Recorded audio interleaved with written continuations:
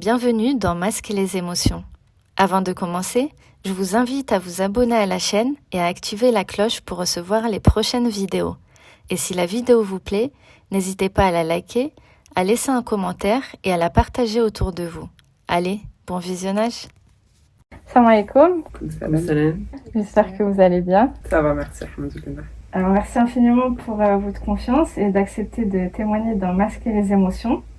C'est un sujet tabou dont on va parler aujourd'hui, mais qui est important. Et je pense qu'il faut briser le silence. Comment est-ce que tu peux m'en dire un peu plus sur ton papa? Il est arrivé en France, il était assez jeune, il avait 18 ans je crois. Donc il est arrivé d'Algérie un peu avant l'indépendance de l'Algérie.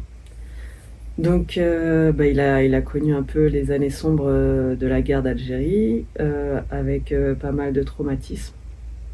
Et donc c'est pour ça qu'il est parti. Hein. Et du coup il est arrivé en France, il était tout seul, aucune famille, pas d'amis, il parlait pas très bien français, donc il a dû se débrouiller tout seul.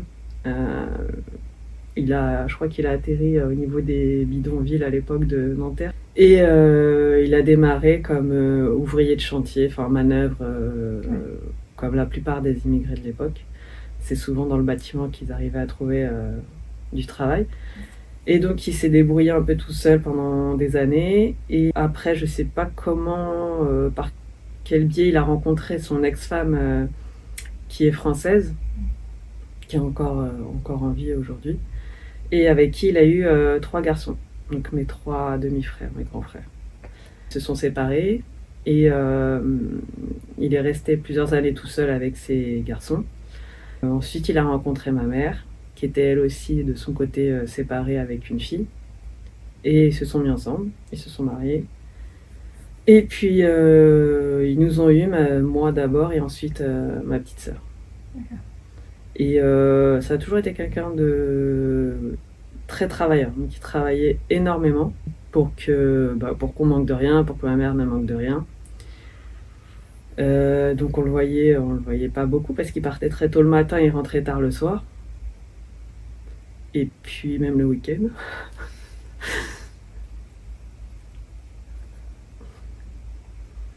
Je pense avec le recul qu'il travaillait autant peut-être pour fuir pas mal de choses. J'ai pas donné tous les détails, mais quand il s'est séparé avec sa première femme, il a eu pas mal de soucis. Et puis c'était difficile d'être seul avec 3 garçons parce qu'il devait travailler. Et puis son ex-femme, elle n'était pas en capacité de s'occuper de ses enfants. Donc elle avait des problèmes psychologiques qui fait que il devait les assumer tout seul. Et il a très très mal vécu cette période-là, de ne pas pouvoir être assez présent pour ses garçons. Ensuite, avec ma mère, c'était difficile aussi, parce que ma mère, c'est une grande dépressive, et avec un très fort caractère, et elle est très dure, ma mère est très froide. Donc c'est pas la personne qui va te soutenir ou qui va t'aider à aller mieux. Je rigole, parce qu'en fait, c'est limite... C'est méchant ce que je vais dire, mais elle m'a limite t'enterrer en fait. C'est quelqu'un qui est très dur à... Elle a pas le tact en fait. Elle pousse à bout. Elle pousse à bout, ouais, c'est vraiment ça. Et moi, mon père, quand il l'a rencontré, il avait son lot de traumatismes liés à la guerre, son lot de traumatismes liés à son divorce et ses 3 garçons qu'il a pas pu élever, voire grandir comme il voulait. Et ensuite, ma mère qui était dépressive et très agressive et violente aussi. Et il devait gérer ça. Et lui, vu qu'il n'a pas un caractère très fort comme elle, c'était compliqué. Donc, je pense qu'il prenait sur lui et que il travaillait comme un fou pour oublier en fait. Du coup, tu penses que pendant toutes ces années, il a accumulé des choses en lui? Ouais, je pense qu'il a accumulé beaucoup de... En fait, je pense qu'il était dépressif. Mais vu que la dépression chez nous, c'est un sujet dont on ne parle pas, et on ne va pas voir les psys parce qu'on croit qu'on n'en a pas besoin. parfois juste le fait de discuter et de vider son sac, ça peut aider les gens. Sauf que chez nous, c'est pas un truc que les gens font. D'autant plus que c'était un homme. Et en plus, c'était un homme, donc il avait ce poids de les hommes, ça pleure pas, ça se plaint pas, ils doivent tout assumer. Et du coup, même quand on lui posait des questions sur son enfance, sur sa famille, sur la guerre, tout ça, il était très. Il expédiait le sujet très vite et il voulait pas donner de détails. Et du coup, il avait ce poids de chef de famille qui doit assumer. Et comme il n'avait pas pu faire tout ce qu'il voulait pour ses 3 garçons, il culpabilisait énormément. Et du coup, il a voulu se rattraper. Il voulait se rattraper avec ses filles en fait. Donc il voulait à tout prix qu'on manque de rien, qu'on soit les plus heureuses du monde et même pour ma mère, hein, malgré qu'elle était très dure, il a toujours tout fait pour elle, il était toujours au petit soin pour elle.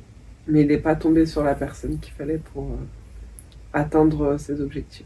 En fait, il donnait mais il recevait pas.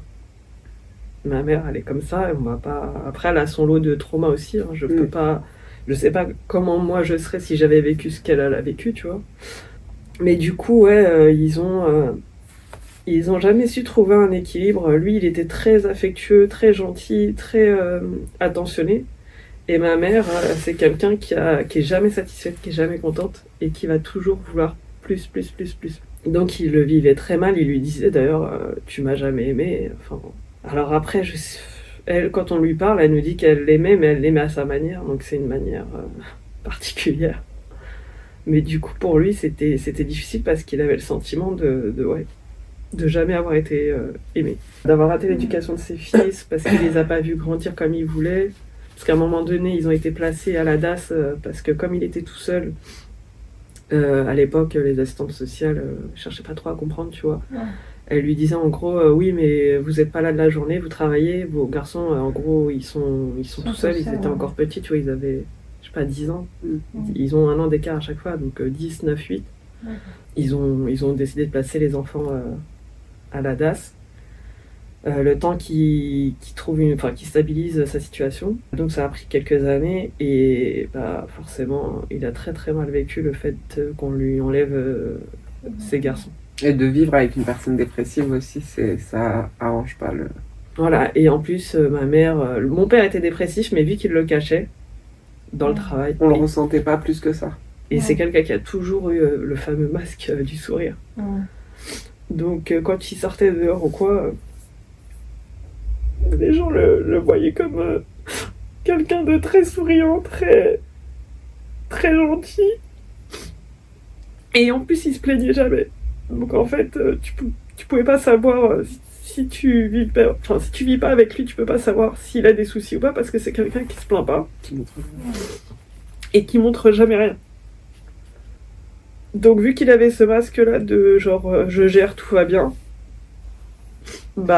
Même si lui il était dépressif, on l'a pas il vu. Nous pas ressentir. Voilà, il nous l'a pas fait ressentir. Il s'autorisait pas d'être entre guillemets faible. Tu vois, il se disait je peux pas baisser les bras parce que si moi je lâche, j'abandonne une fois de plus mes enfants. Et lui, il est resté pour nous en fait. À chaque fois, il nous le disait. Il disait c'est pour vous que je suis là. Et du coup, votre relation, vous, avec votre papa, elle était comment ? Très fusionnelle. Petit, on attendait qu'il rentre du travail pour s'endormir, parce qu'on voulait absolument notre câlin avant de dormir. C'est vraiment...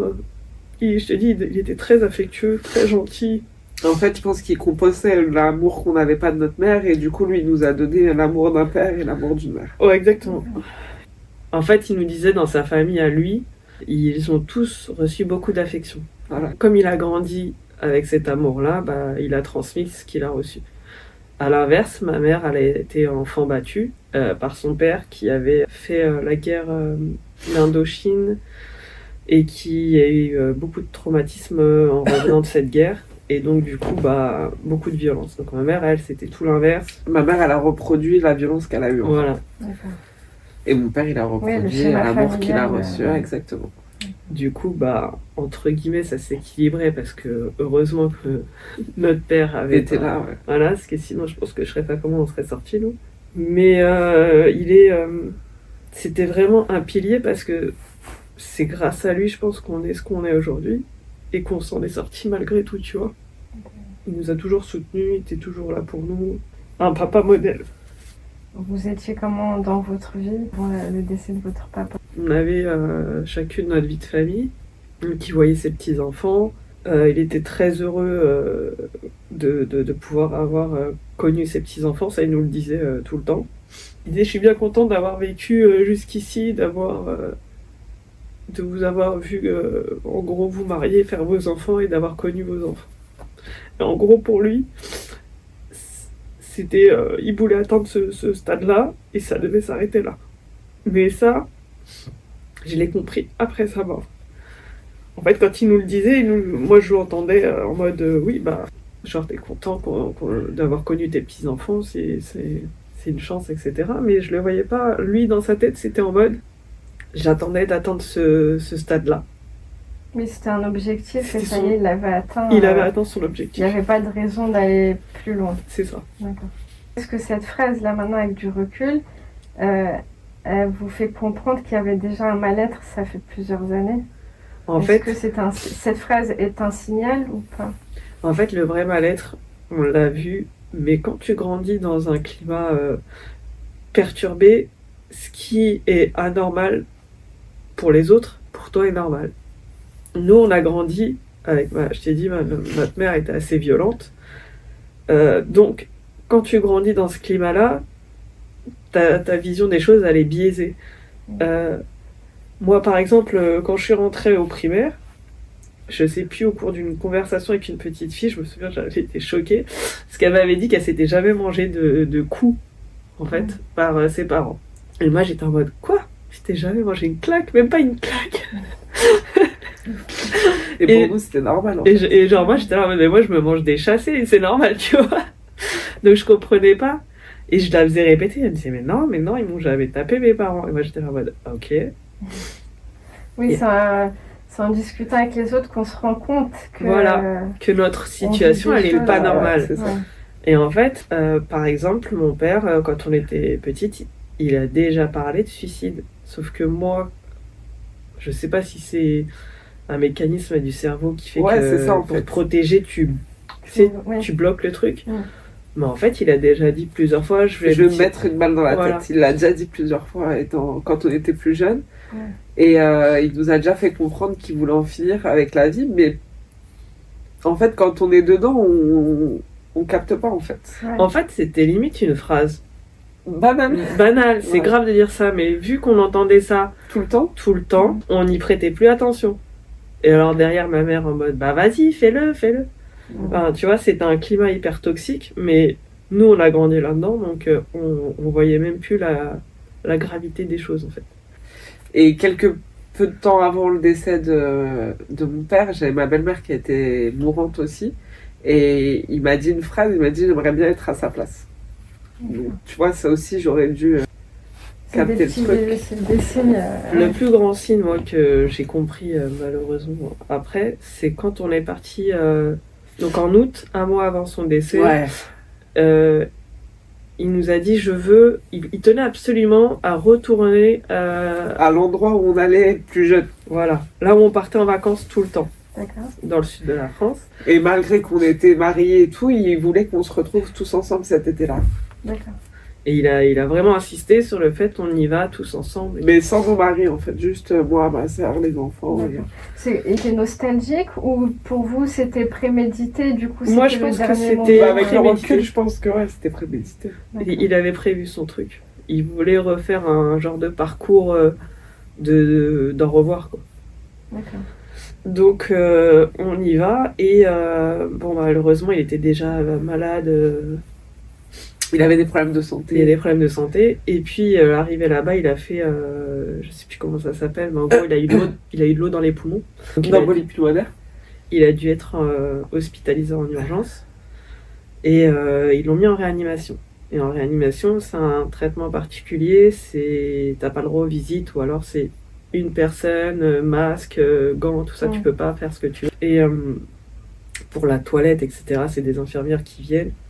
Il l'a très très très mal vécu. Il a très mal vécu ce passage-là, d'être assister, en fait, il le C'était supportait quelqu'un pas. de ultra indépendant, vraiment personne ne pouvait faire quelque chose à sa place, c'était impossible pour lui. Ouais. Donc là, le fait d'être bloqué sur un lit, de pas pouvoir bouger et tout, il devenait fou. Et donc à cette période-là, je suis allée le voir à l'hôpital. Et quand je suis rentrée dans la pièce, tu sais, les plateaux repas, là, ils te laissent un petit plateau. Sur son plateau, il y avait un dessin avec une voiture et un nombre de personnes dans la voiture et un fusil dessiné à côté de la voiture. Et dans la voiture, il manquait lui, en fait. Il avait dessiné le nombre de personnes, mais il s'est pas dessiné. Il avait dessiné ma mère, moi, les enfants, et pas lui. Et un fusil. Et je lui ai dit, mais c'est quoi ce dessin là, papa? Et il me dit, bah c'est rien. Je dis, mais non, mais pourquoi t'as dessiné un fusil? Je dis, puis pourquoi dans la voiture t'es pas dedans en fait? Et je comprenais pas en fait. Et il me dit, mais non, c'est rien. Je dis, mais qu'est-ce que tu rages? Et puis bon, je lui dis, bon, allez, ça va aller, t'inquiète pas, tu vas guérir. Là, c'est normal, les infirmières, elles s'occupent de toi. Et puis ça va aller. Mais encore une fois, Ouais. il avait 78 ans. À aucun moment, j'aurais pu imaginer qu'il le ferait, quoi. Du coup, est-ce que vous pouvez nous raconter ce jour où tout a basculé? Bah, déjà, moi, je savais pas que il y avait une arme en état de fonctionner à la maison. Mais tu vois, souvent chez les anciens, il y en avait un chez notre grand-père, il y avait un fusil accroché au mur, tu vois, en décoration. Oui. Tu vois, les anciens, ils avaient souvent ça. Mais c'était des vieux fusils qui, normalement, ne servaient plus. Donc, ce soir-là, je suis chez moi avec mes enfants. Le téléphone sonne à 23h20 et je vois que c'est affiché maman. Et là, j'ai un pressentiment parce que ma mère, elle m'appelle jamais. Mon père m'appelait tous les jours pour avoir des nouvelles. Et je vais faire juste une parenthèse avant de vous donner les détails. C'est que ce jour-là, j'étais censée aller inscrire mon fils au judo le soir. Et mon fils fait une crise. Il était petit, il avait 4 ans quand ça s'est passé. Il me fait une crise et il me dit non, je veux pas aller au judo, je vais aller voir papy. Et il insiste, il se met dans. Il avait jamais fait ça, il m'a jamais fait ça, et là il se met dans tous ses états. Il me dit je veux voir papy, je veux voir papy, je veux voir papy. Et je dis mais pourquoi là d'un coup tu veux absolument aller voir papy? On doit aller faire l'inscription au sport. On n'aura pas le temps après de retourner, c'est le dernier jour. Et il me dit non, tant pis, je fais pas judo, je veux aller voir papy. Donc à 17h, je récupère mes enfants et j'y vais. Et je vais voir mes parents.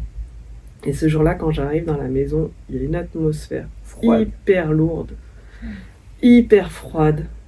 Mon père est assis sur le fauteuil, mais avec un visage complètement fermé et triste. Ma mère, comme d'habitude, gueule à côté, elle est excitée pour je sais quelle raison, elle gueulait.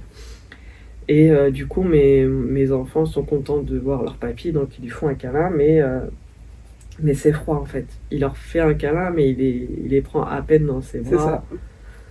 C'est hyper bizarre et je comprends pas trop parce qu'il était très câlin et tout. Et là, je comprends pas, ce jour-là, il est dans un autre monde.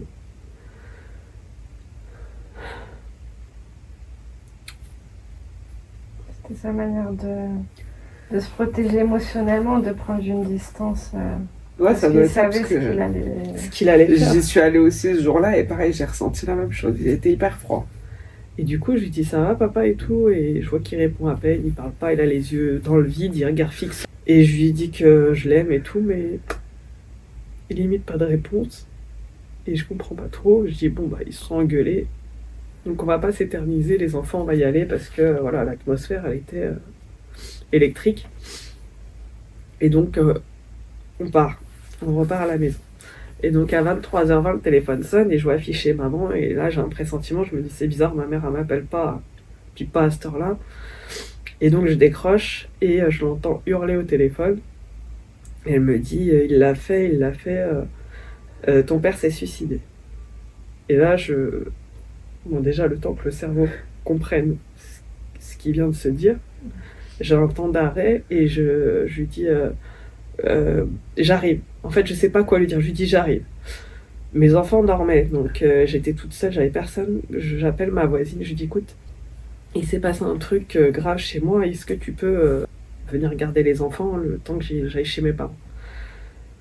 Et donc heureusement qu'elle a pu s'occuper des enfants parce que moi je suis partie et j'ai pris la voiture et en moins de 5 minutes j'étais chez mes parents puisqu'on habite à côté.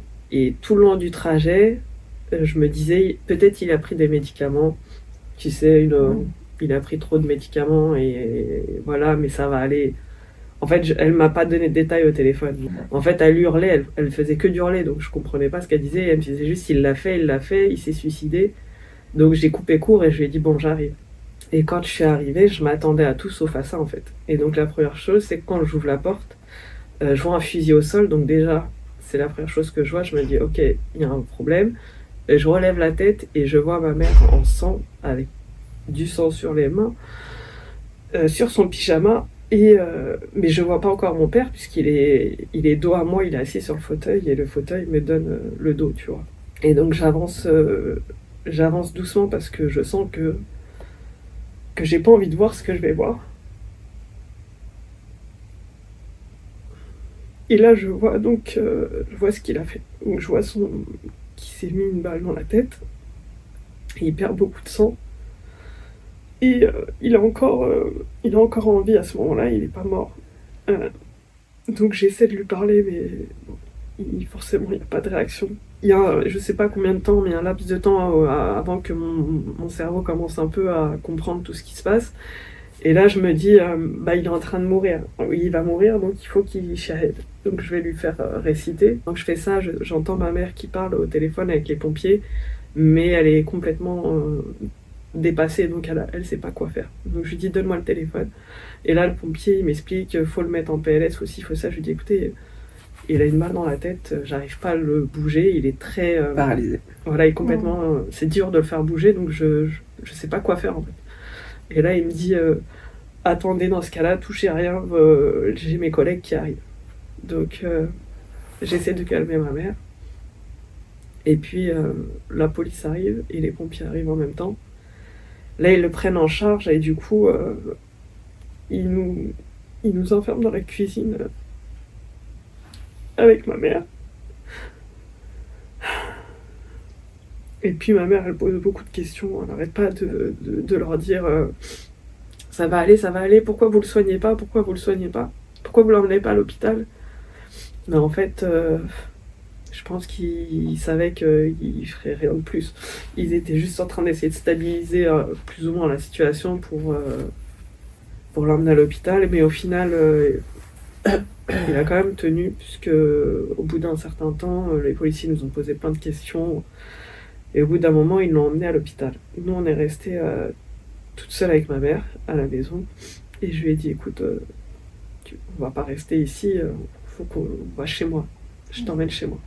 Ah, excuse-moi, vous étiez prévenue? Moi, ma mère, elle m'a appelé juste après. Et c'est moi qui ai appelé les pompiers. Mais le temps que j'arrive de chez moi, je suis arrivée en même temps que les pompiers et la police. Ouais, donc moi, quand je suis arrivée, il était déjà au sol, il était déjà pris en charge. Voilà. Et sa réaction a été très différente de la mienne, parce que bon, moi, je pleurais quand même. Je criais pas ni rien, mais je pleurais, j'étais complètement égarée. Mais j'étais très fermée, ça veut dire qu'elle pleurait pas, et c'est comme si elle était extérieure à la situation, comme si elle n'était pas concernée en fait. C'est exactement ça. C'est comme si en fait ce qui se passait, j'étais en retrait et j'observais la scène de l'extérieur. J'ai rien ressenti. J'enjambais mon père, il n'y a pas eu de larme qui est descendue quoi. J'étais vraiment à l'extérieur. Il y a un temps tu réalises pas en fait. Moi j'ai réalisé quand on a fermé le cercueil en fait. Tu prends conscience que c'est fini qu'à ce moment-là. Toutes les étapes d'avant, c'était violent. Ça va trop vite. Mais ça va très vite, en fait. Puisque le soir, à 23h30, il l'emmène à l'hôpital.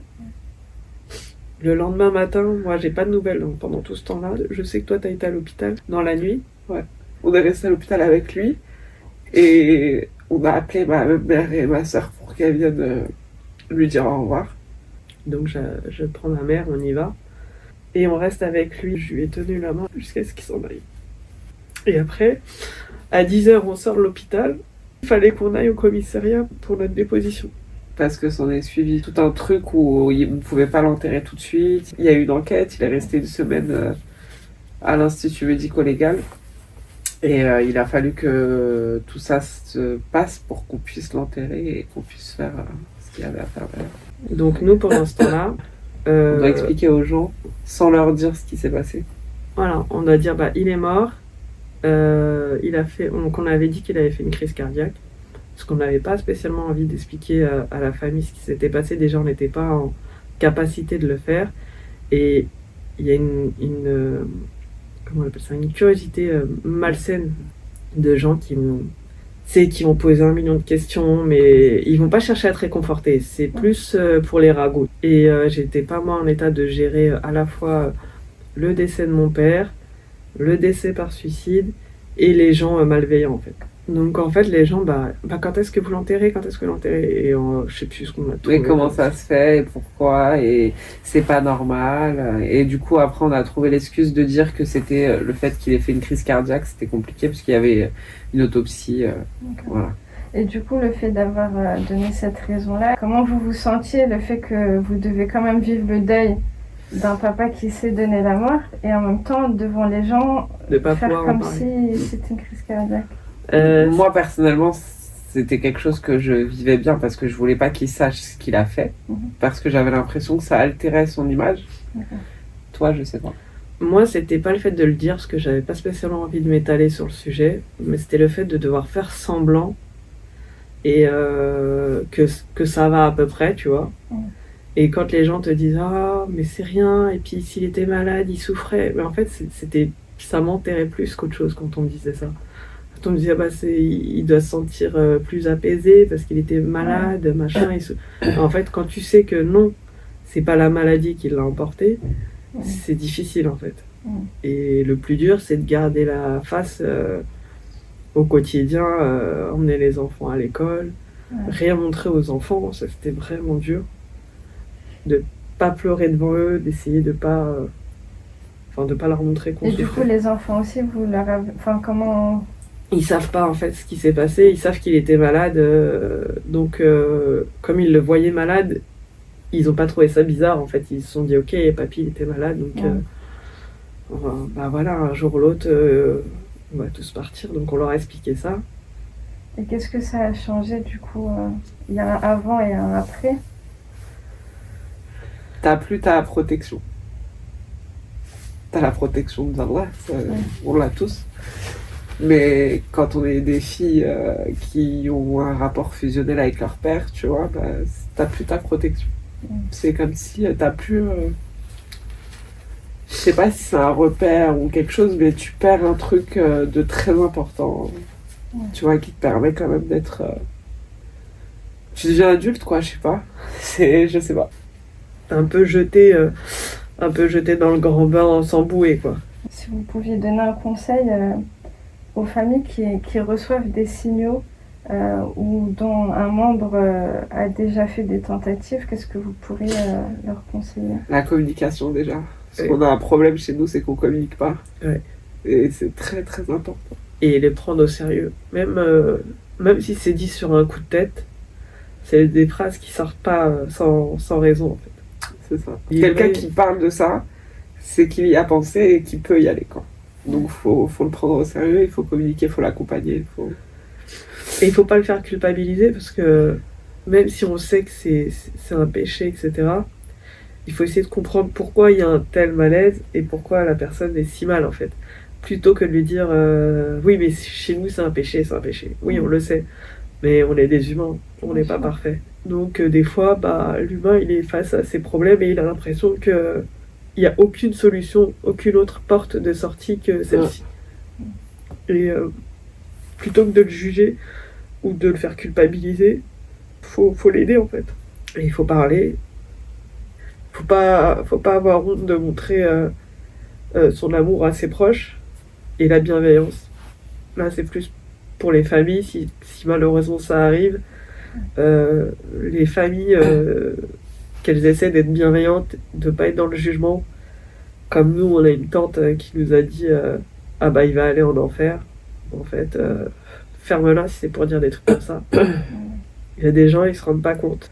Donc, moi, c'est plus ces comportements-là qui me mettaient en colère quand il est décédé. D'ailleurs, je voulais pas voir la famille. J'étais enfermée tout le temps dans la chambre parce que j'avais pas envie que ma colère explose devant les gens. Ouais. Et s'il y a des personnes qui vont nous regarder, qui ont des envies de mettre fin à leur jour, est-ce que vous avez aussi, pas des conseils, mais des mots à leur dire? Je pense que vraiment, en parler à un professionnel, c'est la première chose à faire. Ouais. Consulter, parce que nous, si tu n'y as pas déjà pensé, tu peux pas te mettre à la place des gens et tu peux pas comprendre ce qui se passe dans leur tête. Ouais. Parce qu'on va pouvoir communiquer, leur dire... Enfin, on peut essayer de les aider, mais on va pas les aider comme un professionnel qui aura sûrement les termes et qui va l'aiguiller, en fait. Ouais. Donc il y a l'islam qui est important. Moi, je sais que ça m'a aidé à me relever de cette épreuve-là, même si c'est encore difficile aujourd'hui, mais j'avance quand même. En tout cas, de temps en temps, essayer de pouvoir parler librement, ça peut soulager, je pense. Parce que dans le quotidien, tu peux pas en discuter. Enfin, moi, quand j'ai repris mon travail après ça, je disais pas aux gens ce qui s'était passé. Ouais. Donc, je leur disais juste que j'ai perdu mon père et voilà, mais ils n'avaient pas conscience de toute la douleur qu'il y avait derrière. Et puis, je pouvais pas me confier parce que voilà, c'est pas des choses que tu peux raconter autour d'un café le matin avec tes collègues, quoi. T'as l'impression de plomber l'ambiance. Ouais, et puis je me disais tout le temps, ils vont rien faire pour moi.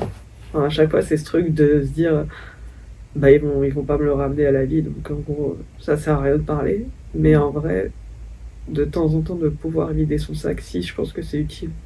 Et il y a un côté qu'on n'a pas abordé, c'est tout ce qui est les obsèques. Ça va, ça a été, ouais, dans l'ensemble, ça a été. Ça s'est bien passé, c'était dur parce que, Ouais. comme je l'ai dit, je pense que le cerveau a besoin de matérialiser les choses. C'est ça. Et en fait, le plus dur, c'est d'avoir attendu autant de temps pour l'enterrer, parce que quand une personne qui nous est chère décède, là, je sais pas, c'est bizarre, mais on est pressé de l'enterrer, en fait. On a hâte de l'enterrer, et du coup, c'était plus ça qui était dur. Ouais. En fait, ça reste De en patienter. suspens. Ouais, c'est comme si c'était en suspens pendant tout ce temps. Et puis aussi, tant que tu l'as pas enterré, les gens t'appellent tous les jours, les gens passent tous les jours, comme si tant qu'il est pas enterré, bah faut qu'on appelle, faut qu'on prenne des nouvelles, faut qu'on passe. Et dès lors qu'il a été enterré, c'était fini, on n'avait plus personne qui... Et c'est pas méchant, hein, Non, c'est bienveillant, mais oui. dans ces moments-là, t'as besoin. Enfin, moi, T'as j'avais besoin besoin de d'être seul. souffler. Ouais. L'avant-enterrement, j'aurais préféré que ce soit dans le calme entre nous et pas avoir besoin de faire semblant devant les gens, parce que ça, enfin, moi, c'était dur pour moi. Parce que moi, je suis quelqu'un qui sait pas faire semblant. Okay. Donc, ça se voit sur ma tronche quand ça va pas. Et j'aime pas, en fait. Ma sœur, elle arrivait quand même à se détacher, à discuter avec la famille. Et vous vous êtes senti soutenu? Honnêtement, dans un moment pareil, il n'y a rien qui peut te faire sentir. Ouais. Mais, quand même, il n'y a pas eu de soutien, en tout cas de mon côté. Non, on n'a pas eu de soutien. Mais c'était pas... on veut pas rentrer dans les détails, mais en fait, on n'en veut pas aux gens qui nous entourent, parce que de toute manière, c'est extrêmement difficile de soutenir quelqu'un dans un cas comme ça, tu vois. Ouais. Donc, je pense que même si on nous avait soutenus, je sais pas comment on l'aurait. Ça se trouve, on l'a fait et regarde, on te dit que non, tu vois. Je sais pas. Mais j'ai pas ressenti de soutien de la part de qui que ce soit, parce que c'est trop difficile comme épreuve. Ouais. T'es pas là, en fait. Même si la personne elle est là pour te soutenir, toi t'es pas là, t'es absent, donc tu ressens pas les choses. Tu ressens pas les choses comme elles devraient être. Et je voulais vous remercier infiniment pour votre témoignage, d'avoir partagé votre histoire avec autant de courage malgré la douleur que vous pouvez ressentir. Et je suis sûre que ça va permettre à d'autres personnes de briser le silence et de sensibiliser les gens sur ce sujet. Et j'espère aussi que ça offrira une lueur d'espoir à ceux qui en ont besoin. Barakallahu fikum. Allah il fasse miséricorde à votre papa, qui lui pardonne, qui lui accorde le plus haut degré du paradis et qui vous donne la patience. Inch'Allah. Merci beaucoup. Merci à toi.